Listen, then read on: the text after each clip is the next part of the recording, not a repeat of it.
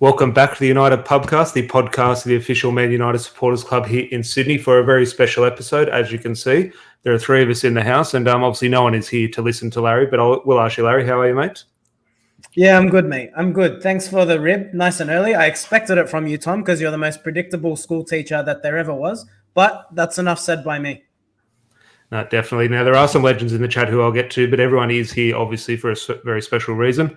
Not often we do have actual former Manchester United player in the house, but we're honoured to have former Man United youth player Scott Wootton in the pub with us. How are you, mate? Yeah, all good here, thanks. I'm really looking forward to it. Thanks for having me on, and yeah, I'm all good. Obviously, I'm in Sydney myself, so it's an amazing place, and all good. No complaints. That's the thing I want to get into in regards, and maybe this could sort of pop up later in the discussion, but we look at it and obviously very rare do we have a former Man United player playing in the A-League. Look, we're going to get into the start of your career and sort of how it started at Man United, but here we are, sort of not, I wouldn't say towards the end of your career, but after a good chunk of your career, and you found yourself in the A-League. Before you get into Manchester United dealings, how did that come about, the move to Wellington? It come about quite quick, really, in January. Obviously, the January transfer window, things happened really quickly. But I just always had, the desire in my career to go abroad. I didn't know where or what country or when, but I definitely had a desire and a passion to go and play abroad. Actually, Warren Joyce, who's funnily enough the Notts Forest under-18s manager, he was the Melbourne City manager. He tried to sign me for Melbourne City 4 or 5 years ago, and it just come a bit too quick. It wasn't the right stage of my career, and I often look back and think, what could have maybe been and stuff like that. So when this chance came, I just jumped at it, and it was a no-brainer for me, really. But yeah, it's funny how things work. Yeah, I only noticed that the other day that Warren Joyce was the Nottingham Forest coach, and obviously we'll get into maybe one or two stories you do have, but there are heaps in the live chat which we're very appreciative of. I won't get to everyone because we want to keep the conversation flowing. And I'll throw over to Larry and just, in regards to, we'll get into your actual United career, which is obviously we're a Man United podcast, so fly into it, Larry. Yeah, for sure. Pleasure, Tom. Scott, how did the move to United happen? Now, prerequisite, I've done a little bit of research. Am I right in saying that you actually were in the youth system at Liverpool before you actually made the move to Manchester United? Yeah, that's true. I actually started at Tranmere Rovers, a small club, my local club. I was there till 11, and then I started playing for my county, which is like my district. So the equivalent of sort of like New South Wales, but on a much smaller scale. I started playing there, and that was at 11 years of age. That's really when the scouts start to come and they're really looking at players. And I had a choice between Crewe Alexandra, Tranmere, Liverpool, and Man United. Obviously, I was already at Tranmere, and from where I live, which is obviously on the Wirral, a place called the Wirral, Liverpool was sort of 30 minutes away. Manchester was over an hour away, and it was more of a decision that was taken due to the school and me travelling, studying and stuff like that for school. It just wouldn't have really worked logistically going to Manchester at such a young age of 11. However, the scout who approached me parents at the time, every year he would keep in touch, and then also I was at Liverpool from 11 to 15. And then got a phone call again, like I did every year and I wasn't really happy at the time at Liverpool. And as soon as the scout rang, Man United, whenever we would play Man United away, there was just always something so special about going to Carrington and going to the training ground. And even though all the players in my team weren't always Man United fans, they could the respect and the admiration for the play. They just had an aura about it. So when that phone call came at 15 years of age, it was such an easy decision really for me to make. I went there for a week. Trained with. I was still only an under-16 player, so I was still at school, but I trained with the youth team. Paul McGuinness was the coach, unbelievable coach, and then had a meeting at the end of the week with him, Brian McClare, who was the head of the academy, and they said they wanted to sign me. And like I said earlier, it was the easiest decision I've probably ever made. Can I ask you? And I promise it's safe in here. We'll keep it a secret. But who did you support growing up? It's fine because I was Everton, funnily enough. So it's safe. Yeah, exactly. Yeah, I don't mind answering that question. I was never a Liverpool fan. Just through my dad and his dad were Evertonians, so you didn't really get a choice. But people always ask me now, who do you support? And it is United, because I think when you're at a football club from the ages of 15 to 21, they're the ages you start going to the matches. We got 2 free tickets to the home game, so we're lucky enough for 3 or 4 years to go to every single home game at Old Trafford. They're always the first result I look out for when I'm checking the scores.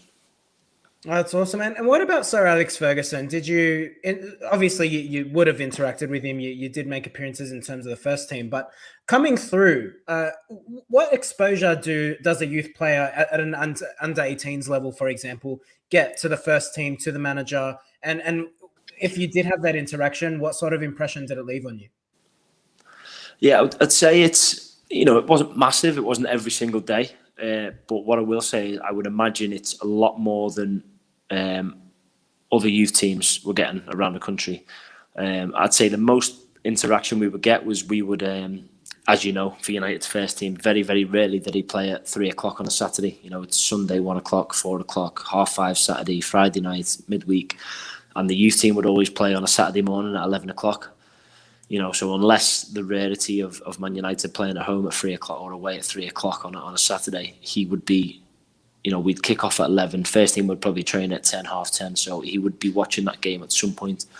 And he just had that, his big grey bubble coat, I'm sure you remember, with his grey bobble hat. You'd see it from a mile away, walking over from the first team training pitches to the youth team. And he'd just stand sort of on his own in the corner watching on. And just that presence and that aura, it just made you up your game. It sounds like you should already, obviously you're always playing 100% anyway, but it just, that, the man who he is and what he achieved, that standing there watching would be, just the tempo of the game would just raise all of a sudden. I can't really describe how it makes you feel, but it definitely made a difference. And then to be fair, maybe once a month, once every few weeks, he'd pop down to training.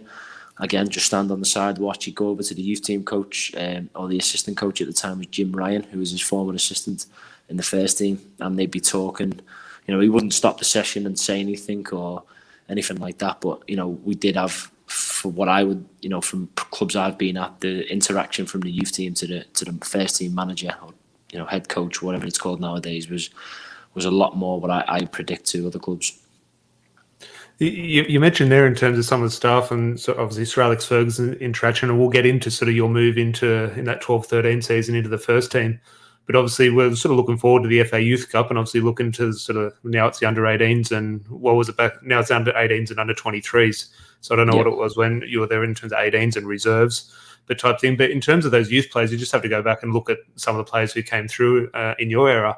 I'm just thinking if you got any stories or players that did stand out, like obviously you would have played with the likes of Jesse Lingard, Paul Pogba, and obviously Larry and I are here on this podcast with everyone in the live chat. I'm sure United fans around the world, and we have very sort of strong feelings about Paul Pogba and Jesse Lingard at the moment. Now, Larry and I are big fans of both players, but obviously very critical at times as well. And I'm just thinking, as you sort of grew up with them and know them as players and people, just your thoughts growing up with them, playing with them on and off the pitch, and sort of the current situation as well.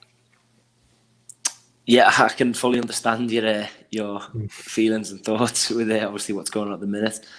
I think, away from them two, first of all, the first question you asked was who was the special player was Danny Welbeck, by far. He was the year above me. So when I first joined the youth team, he was the year above, but he was trained with the first team day in, day out. He was, there was so many talented players, but he was head and shoulders above the rest, just in terms of his skill, physicality, brain, mental side of the game. He had everything really.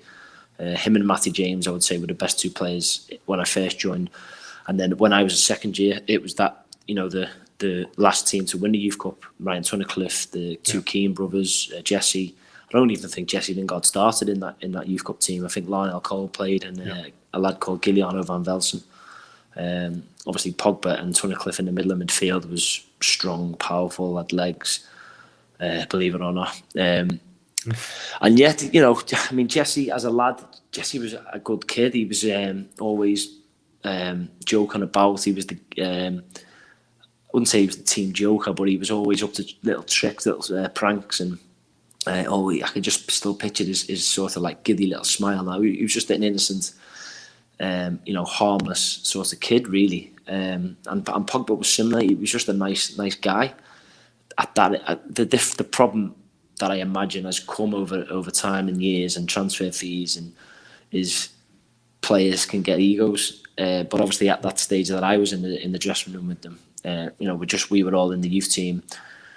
You didn't know then what your career was how it was gonna shape, or there was no real egos. I mean, everyone believed that they were a good player, but you didn't have, for example, Pogba for his at the time was the most expensive player in the world. He still is Man United's most expensive player. So I think with what he'd probably done at Juventus, with winning the World Cup at France, it's probably only maybe natural for him to maybe get a bit of an ego. And listen, I mean, we're not privy to what goes on at the training ground. He's fell out with Mourinho.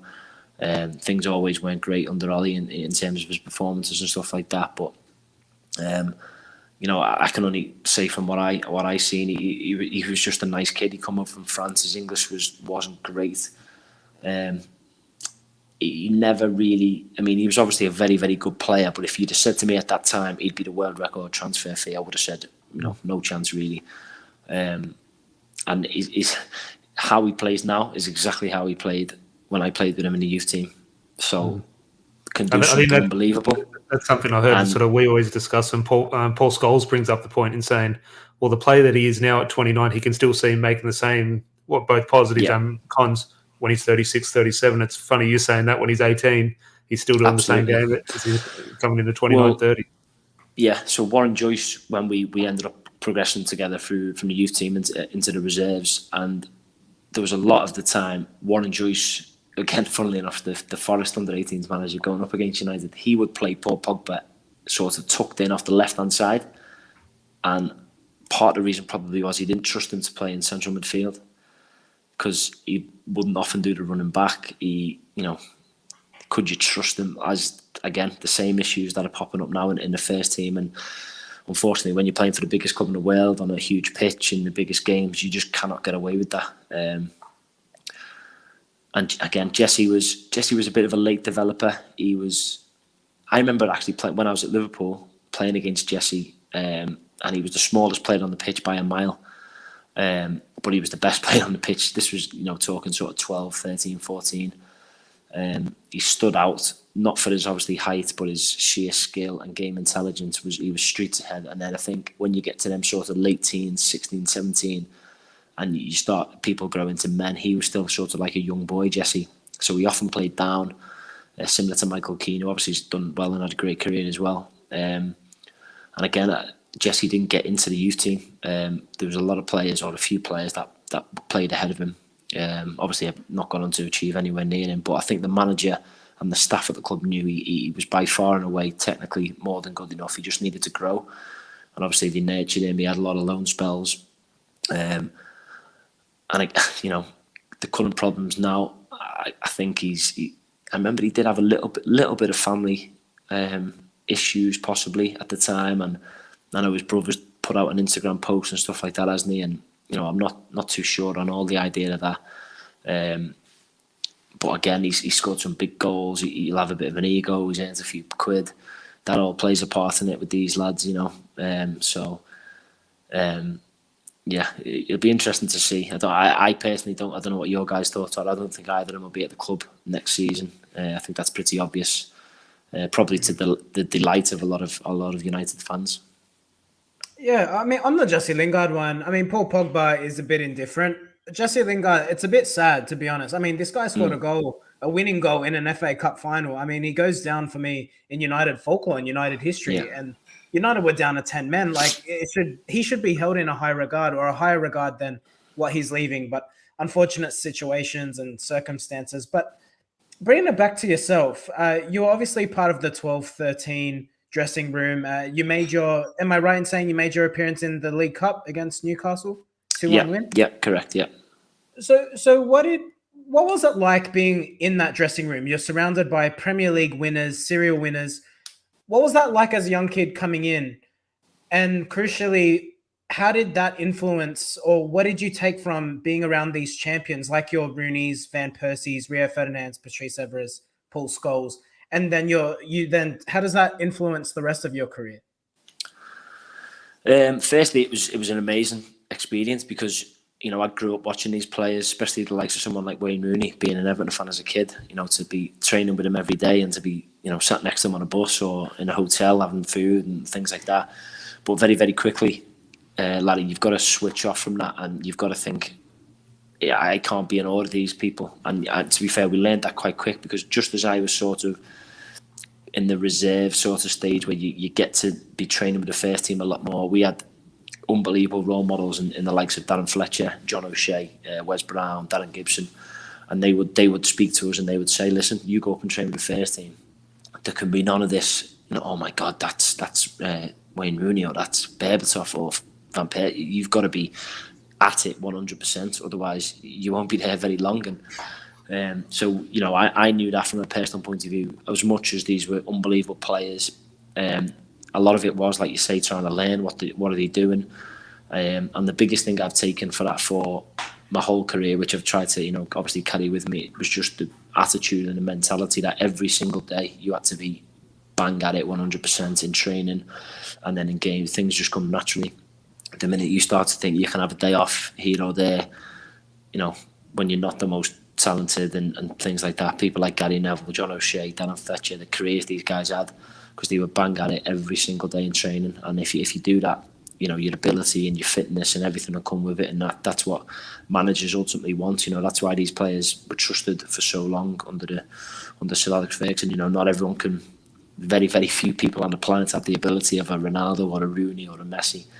So for the rest of us, you'd have to wear your socks off every single day. And the players who do that the most, someone like Tom Cleverley, he was a great example 2 or 3 years above me. Seeing what he would do, Welbeck the same. Every day didn't show, not that they wouldn't show the players respect, but they had to go there and they were competing with them ultimately.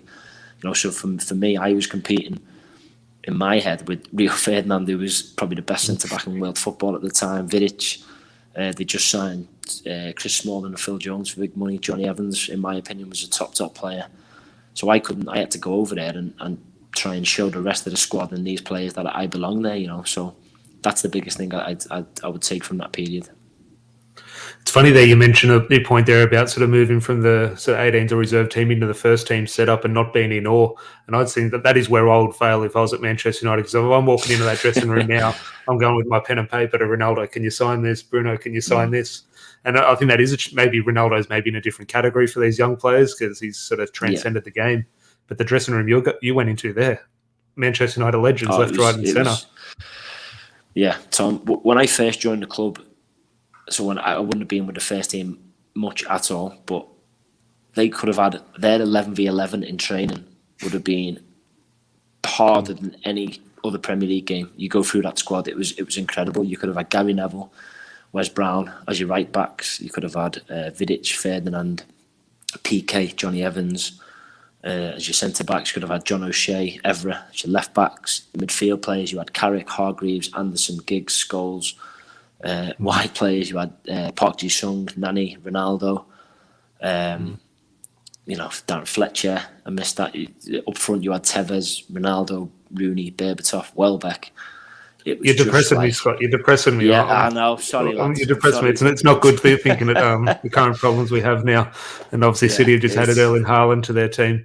But I want to sort of move to the FA Youth Cup and sort of we'll mix in sort of your experiences with that and also have a bit of a look to the match on Thursday morning Sydney time. Mm-hmm. I just want your sort of thoughts on what the FA Youth Cup meant. Like, was it mentioned differently, like sort of growing up in Carrington? Because I look at sort of American sports and like high school football or college football, it's very much talked about. You don't just win the league, you do undefeated, and you go and win state undefeated. There's these little things. I'm just thinking Manchester United is the most successful club in the FA Youth Cup. You just have to look at some of the players who won it. Obviously, we mentioned Pogba, Jesse Lingard, but obviously Duncan Edwards, George Best. Obviously don't need to mention the class of 92. So is it mentioned something different or is it just a fixture that comes around, it's the cup game this week? No, it's you hit the nail on the head. It's mentioned, it's completely different. The whole build up to the week. So from when you finish the last sort of usual under 18s league game, the whole week changes. You're having more meetings. To be fair, I was very lucky in my time at the club. Paul McGuinness was our youth team manager, and first of all, he was an absolutely unbelievable coach. But second of all, his sort of messages and his lessons on, Man United what the Youth Cup meant. The fact that Man United were the record holders, the players that had won the Youth Cup. I remember we watched the video on what the crest meant. So it was unbelievable, really, the preparation that would go into it for the Youth Cup. And we would do video analysis that, again, usually you would never do. It was more just developments. In the usual games on a Saturday morning, the team would be rotated, so everyone shared sort of minutes and everyone got the chance to develop and play. But when the Youth Cup came round, it was sort of like the whole focus of your week, your schedule, your training just went up a few notches, and it was a lot more serious. It was almost as if, of course, everyone wants to win when you're playing, but it was, you're in the youth team to develop and learn your trade and make your way in the game. Whereas when it comes down to the Youth Cup, the importance of winning was certainly made known to us. Can I ask you, on the current, you look at the current game on Thursday morning our time, 60,000 seats sold. Yeah, I mean, that's the thing. I'm wondering from your perspective as a former youth player, could you ever imagine that United's fan base would buy into the youth side this way? And can I just ask you, I guess I'll tie it into the fan base in general. You've obviously played for a lot of clubs in England. You played for Leeds, obviously a well-renowned, passionate fan base as well. Is there, I know it's almost lazy to say United fans are the best in the town, but is there another fan base that you've seen buy into the youth the way Manchester United fans do?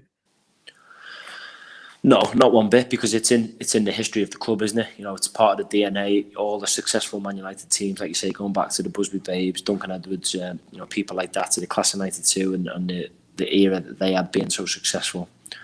I think there was a stat I seen maybe last season that Man United had an academy player in the matchday squad for like decades and like hundreds and hundreds of Premier League games, where no one else was anywhere near that.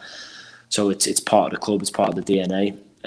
What crowds weren't like that. When I was there, even I think the year below me that won the Youth Cup. But I think a big thing of it is we've had a little laugh and a joke there about the current problems in the first team. I think that because it is such a part of the football club, I think it's arguably the most positive part of the season that Man United have got to the Youth Cup final with the history. That's a question I'll throw to you as well, Scott, but I just want to throw to Larry here, and sort of Rob brings up in the comments. Apologies not getting to all the comments, but if you do have any questions right at the end, leave them in the comments and we'll ask Scott if we're not short of time. But a question here from Rob, or a statement: youth is a big part of history, but this final is all we have left to enjoy the season. So Larry, now obviously the tickets are £1 and obviously the proceeds go to the Man United Foundation. So obviously 60,000 tickets at only £1. I'm sure it wouldn't be the case if they were £50 a ticket.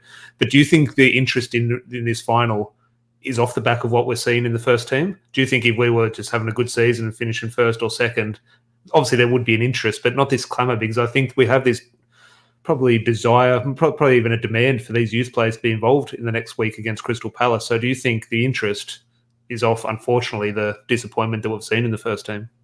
Oh, it'd have to be. I mean, Scott hit the nail on the head, but I guess I would look at it in a positive, and then I guess I'd bring it back to Scott. If you were one of those kids who's getting this opportunity to play in front of 60,000 people at Old Trafford, there's one final game left in the league season. You have to think, you're treating it like a trial almost. If I impress, maybe I get an opportunity to make my first team debut, or the likes of Alejandro Garnacho looking to potentially get a start against Crystal Palace. It's such a massive opportunity. Yeah, absolutely. I couldn't imagine what them boys are feeling now. They probably never played anywhere even close to 6,000, never mind 60-odd thousand, really. Because they're so young, and I know what it's like at them youth team games. You play at training grounds, even at the reserve games, you play at small non-league grounds. Back when I played, so to be playing at Old Trafford in front of 60,000, basically almost full, isn't it? I'm sure they'll be nervous, and like you say, going back, it'll be like a try. There's one game left. It's been such a disappointing season, and that was another thing about the Youth Cup. You'd be coming in from the warm up, and you could just see the whole staff at the club were there. Like I say, going back to your Saturday morning youth team games, you'd get the manager there sometimes, but the Youth Cup, you would get the head scout, the manager, the assistant manager, the first team coach, the reserve manager, all the staff, all the scouts, everyone would be there, and it just give it that bigger feeling of it being a bigger game, and for the fans to go in the numbers is incredible, really, for the Youth Cup final. I'll tell you who should be there, Larry. The first team should be there, in my opinion. I think one is a visual for the players. I think the 18s will give them a boost, but also I think they need to sort of be reminded a little bit. But on that, in regards to those players, Larry, obviously Alejandro Garnacho is obviously stealing a lot of the headlines at the moment in regards to he's on the fringe of the first team. Alvaro Fernandez, I just realised he's 19 years old, so he's not actually eligible for this. I thought he was still 18, but he's not going to make the team. So you've obviously got Charlie McNeil as well. Is there anyone sort of standing out that you sort of got your eye on ahead of the match? Yeah, there's one midfielder, Mainu, I believe is how you pronounce the surname. Yeah, I don't know how to pronounce it, but I've seen a compilation of him. He is good. He is good. Very technically sound. I've seen the comparisons with Paul Pogba. I think it's a little bit lazy. He's got some graft in him. I think he's got a bit of Ander Herrera in him, to be honest. He's a bit shithousery. He's happy to kick people, but he's got the brilliance about him. He's got the technical ability. And I think, Scott, maybe it's different for you because you're a defender, but I imagine if you're a player who's got an ability, who's got some flair about them, I wouldn't want you doing bicycle kicks like Eric Bailly does. Jesus Christ, give us heart attacks. But if you're someone with the ability who's got a brilliant long range of passing or the ability to go past someone, you got to think 60,000 fans. Get them on the edge of their seat. Get them on the edge of their seat early. And that's why I think it's such a good opportunity for these young kids and that's a perfect baptism into the first team. Just to say you've already played in front of such a massive crowd at Old Trafford. What an opportunity it is. Yeah, absolutely. And I'm sure the staff there, Travis Pinion will be reminding his players, just go and play the game, try not to play the kick, not let it get to you. And like you just said, do what you're good at. If you're, a midfield playmaker, then go out and really get a grip of the game. If you're a flying winger, you've got to go out and be positive, get the crowd on the seat, off the seats and just go and do what's got them there. I think they're clear massive favourites, I think they've had some good investments into that squad. There's obviously a few foreign boys there that, costed a bit of money. There's a young Norwegian player, Isaac Hansen. I've seen a couple of times. I think he's a really good player. I think he could do really well at the club. So yeah, I think they'll be massive favourites. I think hopefully they come with it in style. I know firsthand that Warren Joyce his team fired up as well. I played for Warren many a times, so it won't be easy. But hopefully, like we just touched on there, they can give the club a bit of positivity, and hopefully some of these young players, this is just the start of their journey now, really, in the youth team and the Youth Cup. Hopefully they can keep progressing. They're obviously a talented bunch and get through to the first team. No, definitely. I just want to wrap up just with one final question before we do wrap up, Scott. But tell me if this is a good memory or bad memory of you. And it's my first memory of you thinking back. I know what's going to come, yeah. So it's a good memory lifting the trophy. Now, what was the Reserve League? Was it the Reserve League North? Yeah, from Reserve memory? League, yeah. So can you tell your listeners to it? Because I just remember it was RWTV back in the day, and I was a keen watcher because similar age, only a few years younger than me, so I was always keeping an eye out for the youth team. And obviously a proud moment lifting the trophy, and then it all went south. Yeah. No, it must have been a really old battered trophy. You know what? When you always see people lift the trophies now and they've got no lids on them, and it goes like really high above their heads, doesn't it? And I just must have been thinking, I think we'd beat Arsenal or City in the final. Daniel Fletcher was playing, and obviously I was the captain. Okay. So you go up to lift the cup, really proud moments, and everyone's there, the manager, all the players, all the staff, and then this had this stupid little lid with like a point on the top of it. Yeah, and I tell you what, it didn't half leave me a big bruise on the top of my head. I tell you, big lump. But now a lot of people have shown me it on YouTube over the years. Anyway, Tom. It's on you. Yeah. Well, if it is on YouTube, make sure you go and watch it. Just type in Scott Wootton trophy drop or something. But just one question here before I wrap up with Larry. Just a question for one of our mates, Adrian, and obviously we'll maybe bring it back to the A-League sort of era. Hi, Scott. Keen to hear your thoughts on the quality of the A-League and how the A-League can convert diehard Premier League fans so that they also support their local professional league. And I think that's a good one, especially from Larry and my point of view, in terms of we're so heavily invested in Manchester United. It's our life, and we live and breathe football. The A-League, we've struggled over the years to get behind. Yeah. And I don't know if that's in terms of the quality of the Premier League. We've been sort of spoilt by that. And when we go to the A-League, it's not quite the same. But obviously in our experience in both football in England and Australia, they're both sort of on and off the pitch, Just your thoughts in regards to that question from Adrian. Yeah, I think it's a really good question.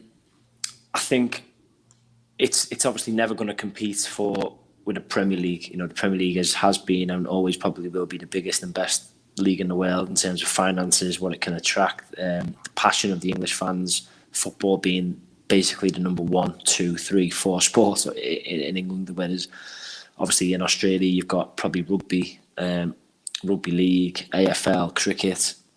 You know, from what I can see and speaking to people, seem to be more popular. I think the quality of the A-League for me is a good league. Obviously, it can't compete with the Premier League. I can understand from fans who like yourselves, who are diehard Man United fans, and I'm sure there's other diehard fans of other clubs.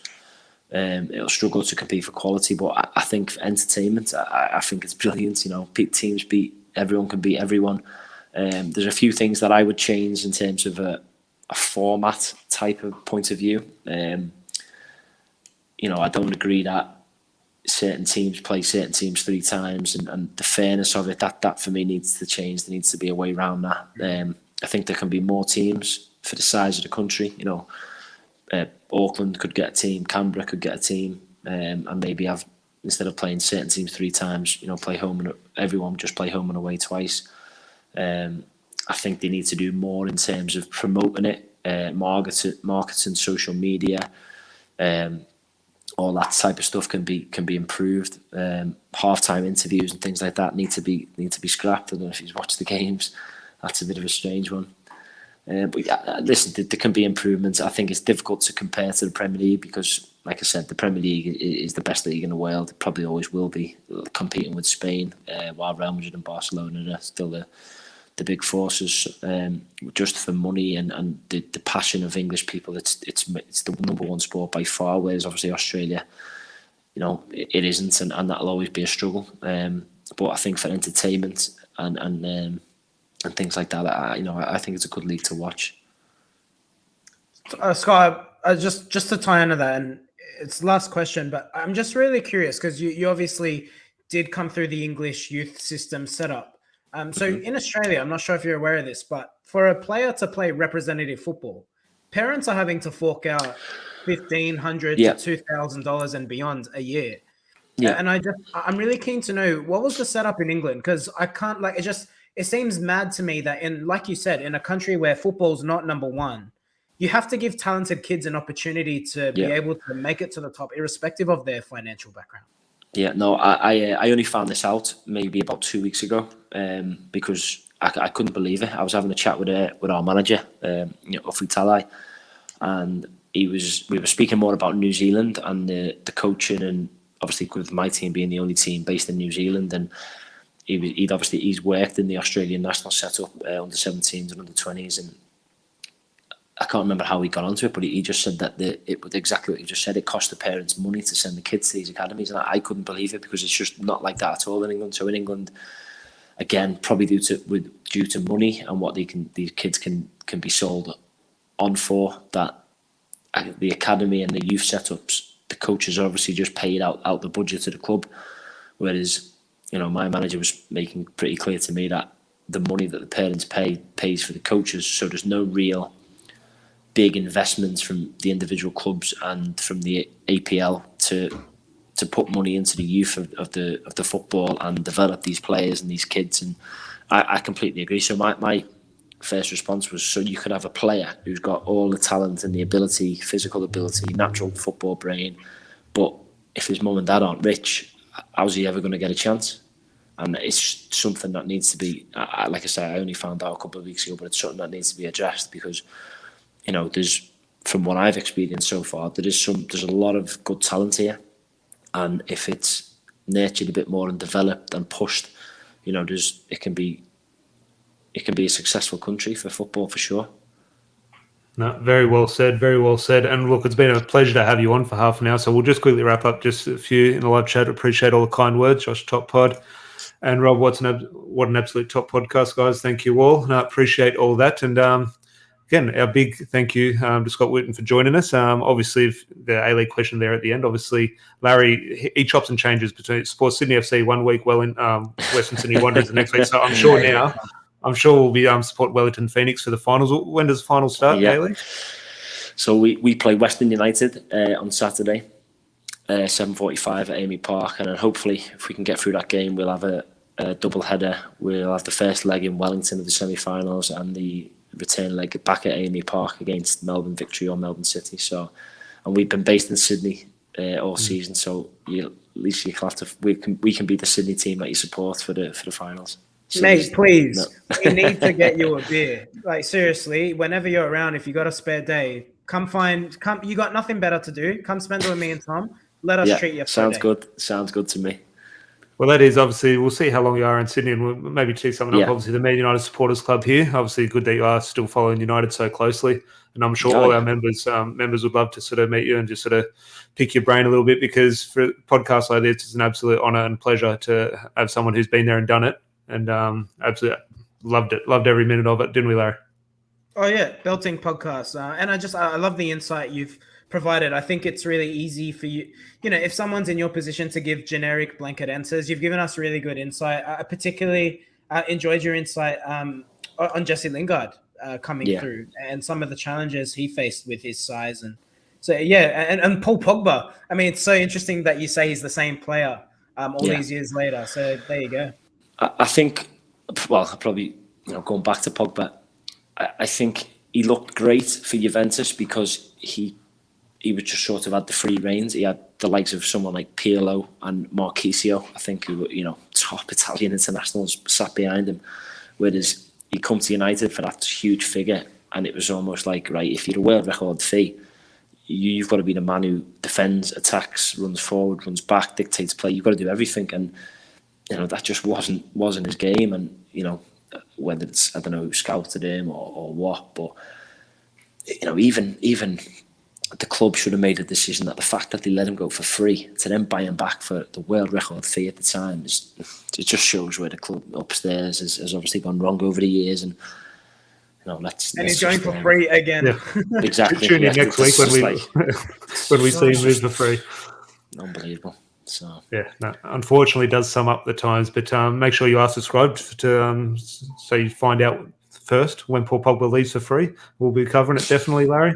Unfortunately, and we'll see. Unfortunately, obviously, I'm still burnt about that news that Erling Haaland is going to the other side. And who do you think will be sort of in the deadline day tug of war, Larry, in August? Jamie Vardy and Josh King? Yeah, why not? Probably. But it has been an absolute pleasure, Scott. I know everyone in the live chat is very grateful. And if you did enjoy the video, please do leave a like on the video. Make sure you go and sort of give Wellington a little bit of support this week. And make sure you subscribe if you are new. And Scott, pleasure as always, mate. Really appreciate it. Yeah, no, thank you very much. Thanks for having me on, guys. Thank you. Cheers, mate. And Larry, as always, we'll be back. We'll do a review when Man United lift the FA Youth Cup. So we'll be back on Thursday night. Cheers, lads. Enjoy.